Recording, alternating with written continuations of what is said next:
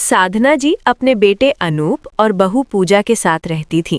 बाहर से पूजा एक आदर्श बहू दिखती थी, लेकिन अनूप के ऑफिस जाते ही साधना जी पर अत्याचार शुरू हो जाता था। कभी नींबू पुदीना लाने के बहाने चिलचिलाती धूप में भेज देना, कभी काम वाली कविता के ना आने पर पूरा घर का काम जबरदस्ती कराना। साधना जी की उम्र और तबीयत की किसी को परवाह नहीं थी। पूजा की माँ आभा देवी जब भी घर आती, दोनों माँ बेटी मिलकर साधना जी का मानसिक अपमान करती। साधना जी सब चुपचाप सहती रहीं, क्योंकि वे अपने बेटे का घर टूटते नहीं देखना चाहती थीं। एक दिन पूजा ने अपनी सहेलियों को घर बुलाया और बीमार होने के बावजूद साधना जी से पकौड़े, हलवा और चाय बनवाने को मजबूर कर दिया। सहेलियों ने साधना जी के कांपते हाथों का मजाक उड़ाया, उन्हें कठपुतली कहकर नचाया और सबके सामने अपमानित किया। सबसे दुखद बात ये थी कि पूजा खुद भी अपनी सहेलियों के साथ हंस रही थी। साधना जी का आत्मसम्मान पूरी तरह टूट चुका था। तभी वहां काम वाली कविता पहुंची और अपनी मां समान साधना जी का अपमान देख न सकी। कविता ने गुस्से में पूजा की सहेली और फिर पूजा को थप्पड़ मार दिया और सच बताने की हिम्मत दिखाई। इसी बीच अनूप वहां पहुंच गया और उसने सब कुछ अपनी आंखों से देख लिया।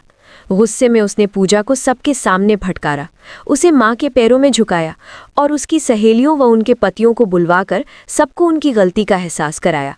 सभी ने साधना जी से माफी मांगी।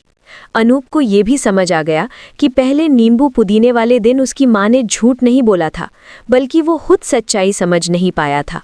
अनूप ने आभा देवी को भी खरी खोटी सुनाई और साफ कह दिया कि जो माँ अपने बेटी का घर बिगाड़ती है, उसके संस्कारों में ही खोट है। उसने अपनी माँ से माफी मांगी और पूजा को चेतावनी दी कि अगर आगे ऐसा व्यवहार हुआ तो वो तलाक दे देगा। समय बीता और एक दिन आभा देवी खुद दुर्घटना का शिकार हो गई, लेकिन पूजा ने उनकी सेवा करने से साफ इनकार कर दिया। तब आभा देवी को अपने कर्मों का फल समझ आया और उन्हें एहसास हुआ कि जो दूसरी की माँ का दर्द नहीं समझता, वो अपनी माँ का भी नहीं समझ सकता। अनूप के सख्त रुख के बाद पूजा के व्यवहार में धीरे धीरे बदलाव आने लगा। अब साधना जी को सम्मान, देखभाल और प्यार मिलने लगा।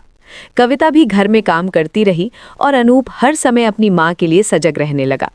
ये कहानी हमें सिखाती है कि जब बेटा लायक होता है तो वो गलत बहू को भी सही रास्ते पर ला सकता है। समय रहते इंसान को बदल जाना चाहिए, वरना जिंदगी उसे बदलने पर मजबूर कर देती है।